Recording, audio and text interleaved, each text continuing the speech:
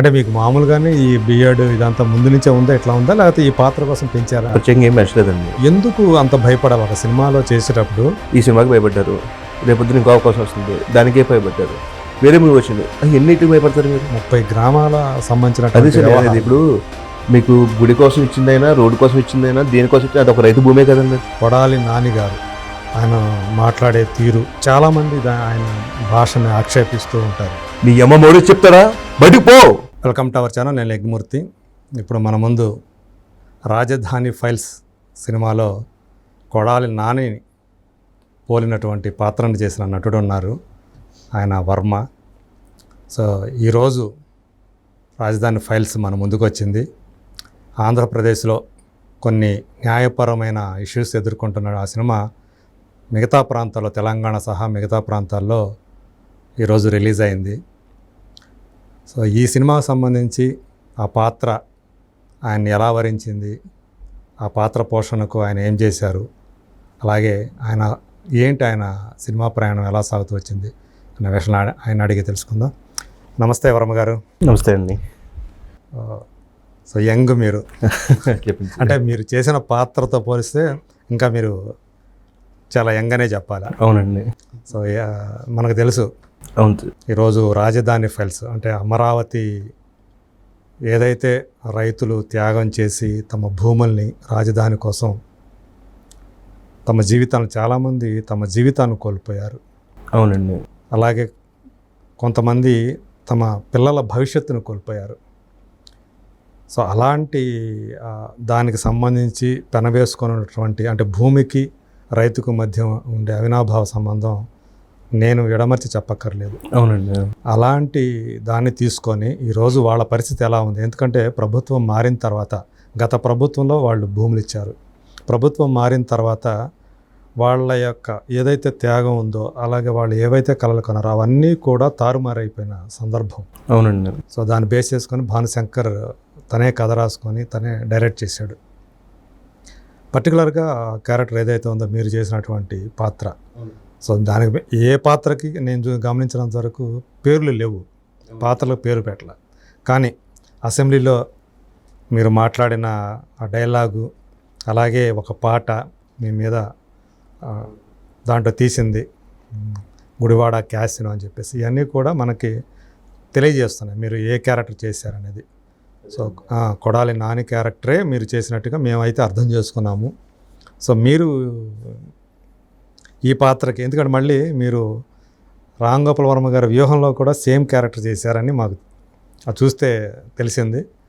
So ఈ పాత్ర అంటే ఈ సినిమా రాజధాని ఫైల్స్లో ఈ పాత్ర ఎలా వచ్చింది మీకు? మనకి షరీఫ్ అని మేనేజర్ గారు మనల్ని తెలుగు వన్ ఆఫీస్కి తీసుకెళ్ళడం జరిగిందండి ఒక క్యారెక్టర్ కోసం. నాకు పలానా ఏం చెప్పలేదు క్యారెక్టర్ అని. ఓకే. వెళ్ళడం మనం డైరెక్ట్గానే కలవడం జరిగింది. చూసిన వెంటనే ఇలాగా ఒక రైతు గురించి కథ తీస్తున్నాను, దాంట్లో ఒక క్యారెక్టర్ చేయాలి అన్నారు. సార్ కంపల్సరీ చేద్దాం సార్. ఓకే. అది ఒకసారి మీది ప్రొఫైల్ చూసుకుంటాం, అది సమ్ డిస్కషన్ జరుగుతుంది కదండి, అలా జరగటం, వాళ్ళందరికీ ఓకే అవ్వటం, ప్రొడ్యూసర్ గారు మనం చూడటం, మనకి ఆ ఛాన్స్ రవిశంకర్ గారు, భాను గారు నాకు అవకాశం ఇచ్చారు. ఇలాంటి ఒక మంచి సంఘటన మీద తీసే మూవీలో మనకి అవకాశం రావటం నాకు చాలా ఆనందంగా ఉంది ఈ విషయంలో. ఓకే. అంటే మీకు మామూలుగానే ఈ బిఎడ్ ఇదంతా ముందు నుంచే ఉందా, ఎట్లా ఉందా, లేకపోతే ఈ పాత్ర కోసం పెంచారా? నాకు ఫస్ట్ నుంచి 2013 నుంచి కూడా నేను హెయిర్ అండ్ బియర్డ్ బాగా ఫుల్గా మెయింటైన్ చేస్తానండి. ఓకే.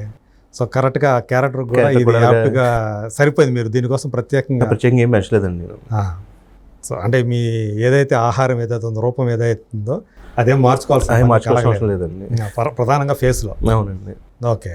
సో అది చేసేటప్పుడు, క్యారెక్టర్ చేసేటప్పుడు అంటే ముందు చెప్పారా ఇది పలానా క్యారెక్టర్ అని మీకు చెప్పారా? పలానా క్యారెక్టర్ చెప్పారండి, ఇది దీని పోలి ఉంటుంది, ఇది తరహా ఇది అని చెప్పారండి. ఓకే. ఓకే. సో ఆ అసెంబ్లీ సీన్ కానీ ఉండే. అవునండి. అంత కంఫర్ట్గా చేశారా? కంఫర్ట్గా, చాలా ఫ్రీగా చేశాను నేను. చాలా హ్యాపీ ఫీల్ అయ్యానండి. ఓకే. నాకు ప్రతి సెకండ్ మన భాను గారు టెన్షన్ తీసుకోవద్దు, సో ఇలా చేయండి, ఈ సీన్ ఎలా చేయాలి అని చెప్పి నాకు చాలా వివరించడం జరిగింది. నేను కూడా ఆయన తగ్గట్టు ఆయన చెప్పిన దానికి నేను న్యాయం చేశానండి. అలాగా అదే మీకు ఆ డైలాగ్ ఉంటుంది కదా, మీ తాతలో వచ్చి చెప్తారా అని చెప్పేసి ఒక డైలాగ్ ఉంటుంది కదా, అవునండి. అది ట్రైలర్లోనే రిలీజ్ చేసాడు. అవునండి. అంటే సినిమా రిలీజ్ కాకముందు ట్రైలర్ రిలీజ్ అయినప్పుడు వచ్చినటువంటి స్పందన ఎలా అనిపించింది మీకు? ఇది జనాలకు గుర్తుపట్టేశారు, ఇది అవునండి. పలానా క్యారెక్టర్ అడిపోయి మనకి ఎవరన్నా కనపడిన వెంటనే అంటే మీరు పలానా దాంట్లో చేశారు కదా, డైలాగ్ మీరే చెప్పారు కదా అని అడగడం, ఇట్స్ వెరీ ఫీలింగ్ చాలా హ్యాపీ అనమాట అండి అది. ఓకే. నాది రిలీజ్ అయిన ఫస్ట్ సినిమా అయినా సరే స్పందన అనేది చాలా ఎంజాయ్ చేశానండి. ఇదే ఫస్ట్ ఫిల్మా మీరు? అవునండి, రిలీజ్ అయింది. రిలీజ్ అయింది ఫస్ట్ మూవీ. ఓకే. అంటే వేరే సినిమాలు చేస్తున్నారా? చేస్తున్నానండి, ఇంకా 3 మూవీస్ చేస్తున్నాను. ఓకే. సో అంటే మీరు ఇది యాక్చువల్గా షూటింగ్ జరిగి కూడా సంవత్సరం పైన అయింది. అవునండి. 2022లోనా? 22లో అయిందండి. 22లో చేశారు. 22 నుంచి స్టార్ట్ అయిందండి. నేను వచ్చి 23లో చేశాను షూట్. ఇది మీది వచ్చేసి మీ క్యారెక్టర్ వచ్చి 23 మొదట్లో అనుకుంటా. అవునండి. ఓకే. సో ఆ తర్వాత అది ఒక ఐటమ్ సాంగ్ కూడా. అవునండి. గుడివాడ క్యాసినో అంటూ. అవునండి. అది ఏమైనా కొంచెం ఇబ్బంది పడ్డారా దానికి చేసే? అంటే యాక్చువల్లీ సార్ స్టెప్స్ వేస్తావా అని అడిగారు. మనకి రాజు సార్ అసలు అంటే మనకి గణేష్ మాస్టర్ వచ్చి ఇబ్బంది ఏం పడద్దు, నేను ఉన్నాను, స్టెప్స్ చెప్తాను, చిన్న చిన్నవి ఉంటాయి, నీకు కంపోజ్ చేస్తాను, నీకు ఫ్రీగా, నువ్వు చూడు, ఇబ్బంది పడకుండా నీకు చేసి పెడతాం, నువ్వు ఈజీ స్టెప్స్ వేయగలిగేవే ఉంటాయి దీంట్లో అని చెప్పి మనతో మాట్లాడి సార్ కంపోజ్ చేసి మనతో 2-3 సార్లు ప్రాక్టీస్ చేయించారు. అది అదే ఈ సినిమా సంబంధించి చాలా పాత్రలు అంటే ఆయన మొదట్లో వేరే వాళ్ళని అనుకోవటం, వేరే వాళ్ళని సంప్రదించడం, వాళ్ళందరూ కూడా భయపడి వెనక్కడుగు వేయటం, ఇవన్నీ మామూలుగా ఆ రోజు కూడా చెప్పారు. భాను సార్ చెప్పారండి, ప్రీ రిలీజ్ ఈవెంట్ లాంటి దాంట్లో జరిగిన దాంట్లో కూడా చెప్పారు. సో ఇలాంటి ఎందుకు అంత భయపడాలి ఒక సినిమాలో చేసేటప్పుడు? ఇప్పుడు ఎందుకంటే కొన్ని సినిమాలు వస్తున్నాయి, ఇప్పుడు యాత్ర 2 వచ్చింది, రామ్ గోపాల్ వర్మ గారు ముందే చాలా రాజకీయ సినిమా చిత్రాలు తీశారు, లక్ష్మీ ఎన్టీఆర్ కానివ్వండి, తర్వాత అదేంటది కమరాజ్యంలో కడప బిడ్డలు అని చెప్పేసి ఒక సినిమా చేశారు. తర్వాత దాన్ని అమ్మరాజ్యంలో కడప బిడ్డలుగా ఏదో మార్చారు. సో ఇలాంటి సినిమా ఆల్రెడీ చేశారు. ప్రజెంట్ సినారియోని, సమకాలీన రాజకీయాన్ని పాత ఎప్పుడో కాదు చేశారు.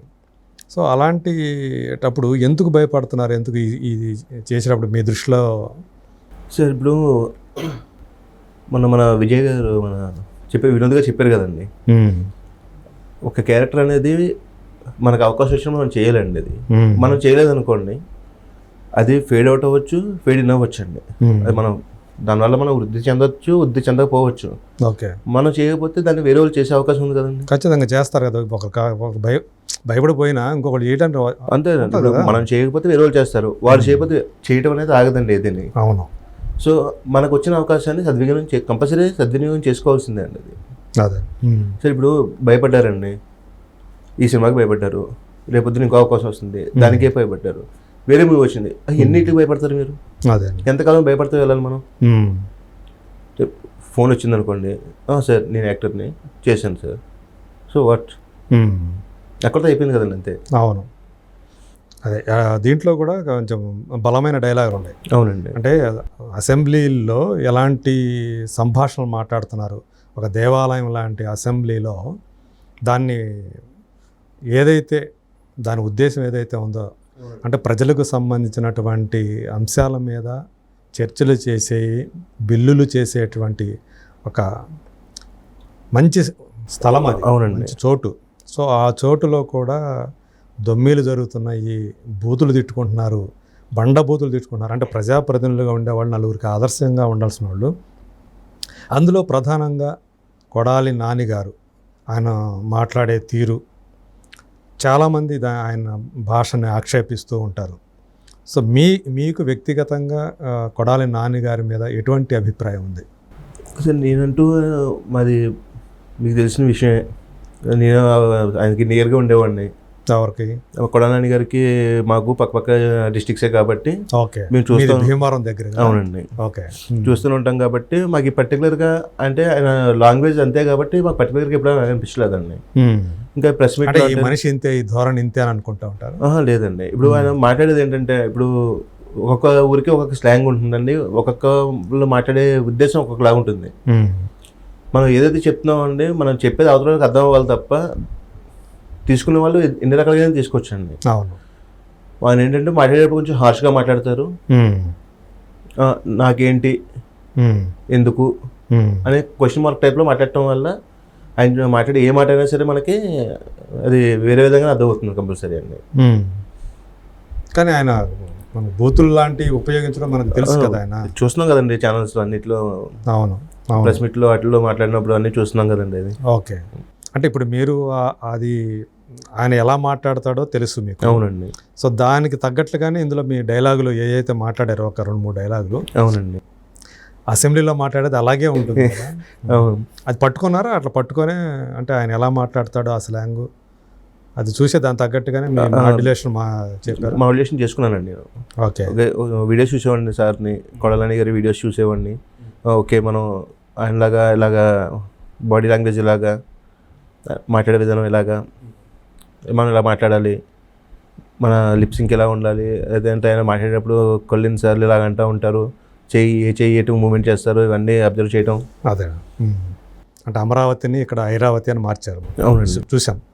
అది సెన్సార్ సమస్యల వల్ల కావచ్చు, లేదంటే భవిష్యత్తులో న్యాయపరమైన ఇబ్బందులు కలగకుండా ఉండడం కోసం కావచ్చు. ఎలా అనిపించింది మీకు సినిమా మొత్తంగా? మీకు చాలా బాగుందండి మూవీ అయితే. అంటే ఒక రైతు పడే వేదనని, అంటే ఇప్పుడు మన రాజధానికి భూములు ఇచ్చిన వాళ్ళే కాదండి, ప్రతి రాష్ట్రంలో గవర్నమెంట్ కోసం భూములు ఇచ్చిన వాళ్ళు ఉన్నారు. వాళ్ళకి కొంతమందికి ప్రయోజనం కలిగింది, కొంతమందికి ప్రయోజనం కలగలేదు. అంటే ప్రయోజనం అంటే వాళ్ళ సొంత ప్రయోజనాలు కాదండి. ఇప్పుడు మన ఊరికి మంచి జరుగుతుందంటే ఒక రైతు వచ్చి భూమి ఇస్తాడండి. ఇప్పుడు ఇక్కడ ఒక దేవాలయం కట్టాలి, లేదంటే ఏదైనా ఒక దేవుడికి సంబంధించి కట్టాలంటే, డెవలప్మెంట్ కట్టాలంటే అది ఎవరు రోడ్లు వైడనింగ్కి పోతాయి, దేవాలయాలకి అట్లాంటివి పోతాయి. మీరు అన్నట్టుగా ఇట్లాంటివి ఏమైనా వచ్చినాయి అంటే ఇదైతే అంటే దాదాపు 30 గ్రామాల సంబంధించిన. ఇప్పుడు మీకు గుడి కోసం ఇచ్చిందైనా, రోడ్డు కోసం ఇచ్చిందైనా, దేనికోసం ఇచ్చింది అది ఒక రైతు భూమే కదండి అది. అవును. ఇప్పుడు అదే ఒక కోటేశ్వర దగ్గరికి వెళ్ళి నేను ఇంట్లో సగం గోడ పడగొడతానంటే ఒప్పుకుంటాడా సార్? అవును. వాళ్ళు ఎలా, ఇప్పుడు వాళ్ళు ఇన్ఫ్లుయెన్స్ కాదండి, వాళ్ళు ఎక్కడ కట్టుకుంటారు? వీటికి ఇబ్బంది లేకుండా పర్టికులర్గా పలానా ప్లేస్లో లేదంటే పలానా అని చెప్పి వాళ్ళు నీట్గా ప్లాన్ చేసి కట్టుకుంటారు. గవర్నమెంట్ ఏం చేస్తుందండి, ఇప్పుడు ఇక్కడ ఒక 30 feet రోడ్ ఉందండి, దాన్ని 50 feet చేయాలి. పక్కన ఉండే వాళ్ళు ఎవరండి? మిడిల్ క్లాస్ ఫ్యామిలీస్, లేదంటే ఈ చిరు వ్యాపారస్తులు. దాన్ని రోడ్ వైండింగ్ చేసినప్పుడు పర్వాలేదండి, ఊరు అభివృద్ధి చెందుద్ది, మాకు వ్యాపారం పెరుగుతుంది, ఒకవేళ మేము మా తర్వాత మా పిల్లల భవిష్యత్తు బాగుంటుంది అనే ఉద్దేశంతో తీసుకోండి సార్ అని చెప్పి వాళ్ళు సంతకాలు పెట్టి వచ్చేస్తారండి. సో అలాగే మన రాజధానికి కూడా 30 గ్రామాలు ప్రజలు మనకి అమరావతి అనే ఒక ఇక్కడ ప్లేస్లో రాజధాని కడుతుంటే భవిష్యత్తు తరాలకు చాలా బాగుంటుంది, మన పిల్లలకి అవకాశాలు పెరుగుతాయి, ఫ్యూచర్ పెరుగుతుంది కదా, రాష్ట్రానికి మంచి జరుగుతుంది అని చెప్పి ఇచ్చారు. కన్స్ట్రక్షన్ మొదలైంది, ఇంకా మనకి తెలిసిన విషయం అండి. అవి కూడా ఆ షాట్లు కూడా వేశారు కదండి, కన్స్ట్రక్షన్ షాట్లు. తర్వాత అక్కడ వచ్చినటువంటి ఒక విద్యా సంస్థలు కానివ్వండి, ఇవి కూడా మొత్తాన్ని చూపించారు కదండి. అవునండి. అవును. సో మీకు బాగా కనెక్ట్ అయినటువంటి విషయం ఏంటి మూవీలో? వీళ్ళని అన్యాయంగా పోలీసులు తీసుకువెళ్ళి వాళ్ళని బాధించడం అనేవి, వాళ్ళు ఉద్యమం చేసే వాళ్ళకి సపోర్ట్ చేయకపోయినా పర్లేదండి, వాళ్ళని ఇబ్బంది పెట్టకూడదు. మనకి స్తోమత ఉంటే వాళ్ళకి సపోర్ట్ చేయండి, వాళ్ళ దగ్గర కూర్చొని మనం వాళ్ళకి సో చేసి పెట్టాలండి. లేదనుకోండి మనం ఇంట్లో కూర్చోవాలి. అంతేగాని ఒక ఉద్యమం చేసే వాళ్ళని మనం ఇబ్బంది పెట్టకూడదు, బాధించకూడదు. ఓకే, అదే. అయితే సినిమా మొత్తంగా చూసినప్పుడు ఆయన కూడా డైరెక్టర్ కూడా ఎక్కువ వేరే పార్టీకి సంబంధించినటువంటి సీన్లన్నీ కూడా ఎక్కువ ఏం పెట్టలేదు అసలు. మీకు దాంట్లో ఎక్కడున్నాయండి పార్టీకి సంబంధించిన సీన్స్ కానీ? యాక్చువల్గా అంటే గత ప్రభుత్వం ఉన్న కాలంలోనే కదా ఎక్కువ ఇవన్నీ జరిగినాయి కూడా. భూమి పూజ జరగటం కానివ్వండి, కన్స్ట్రక్షన్ మొదలవటం కానీ అవన్నీ కూడా వాళ్ళని ఎవరిని చూపించలేదు. ఎందుకని అంటారు? అది మనకి ఐడియా లేదు. అదే మీకు అనిపించిందా? మీకు అంటే ఆ కాలంలో ఏవైతే జరిగినాయో అవన్నీ కూడా చూపించాలి కదా, అవి ఎందుకు అవన్నీ చూపించలేదని చెప్పేసి నాకు అనిపించింది అది. సో అన్నీ ఇప్పుడు ప్రస్తుతం ఎవరైతే ప్రభుత్వ నడుపుతున్నారో వాళ్ళనే మెయిన్గా చూపించారు ఈ సినిమా అంతా కూడా.